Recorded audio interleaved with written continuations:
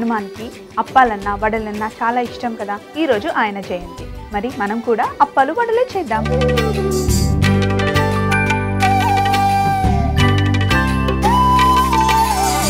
చిట్టి వడలు రెడీ చేసుకున్నాం కదా, ఇప్పుడు అప్పాలు ఎలా చేయాలో చూద్దాం.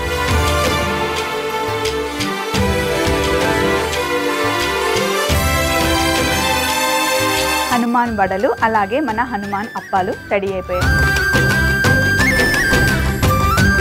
మమ్మీస్ కిచెన్ ప్రేమతో సోమవారం నుండి శుక్రవారం వరకు మధ్యాహ్నం 12:15 చూస్తూ ఉండండి మీ ఈటీవీ అభిరుచి ఛానల్లో.